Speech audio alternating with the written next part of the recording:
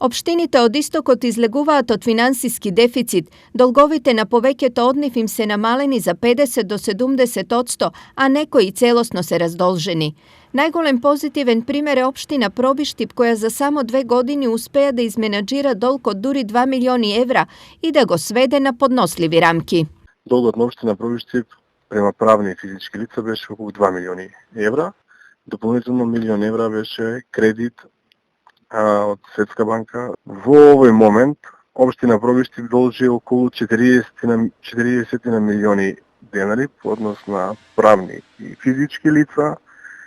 Редовно се сервисираат ратите кои што ги имаме како општина, веќе споменав по делот на Светска банка, и се надевам дека до крајот на 2020 година овој долг ќе биде преполовен, односно планот ни е да ја завршиме со некаде околу 20 милиони долг. Големо намалување на долгот има и во Делчево, општината која важеше за една од најзадолжените во државата. На почетокот на мојот мандат имаше долг преку 240 милиони денари, кои што ги имаше локалната самоуправа во Делчево по различни основи и према различни доверители. Општина Делчево доби 29 милиони денари за да можеме да вратиме дел од долгот.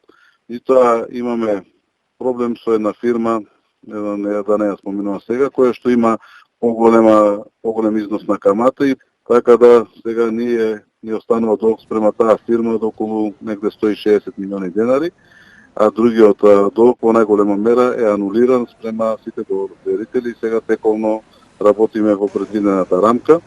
Ваквата состојба главно е резултат на доброто менаџирање на уште повеќе на финансиската инјекција од над 160 милиони денари, кои општините од истокот ги добија како помош од државата. Добар дел од општините од регионот ги намалија долговите, но има и такви кои целосно ги исчистија. Таков е случајот со Штип, Кочани и Македонска Каменица, на пример.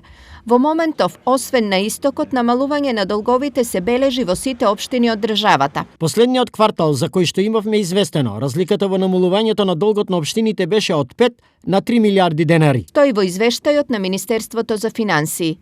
Дополнително на поддршка и помош општините можат да сметаат и во периодот што следи. Нема бројни проекти и помош постојано се дава и ќе се дава на општините со цел да ги подобрат условите, да постигнат поголем економски развој, да постигнат поголема бруто домашен производ по глава на жител во нивните региони, со цел постојано да се развиваат. Инаку вкупните долгови на општините во Македонија се околу 49 милиони евра.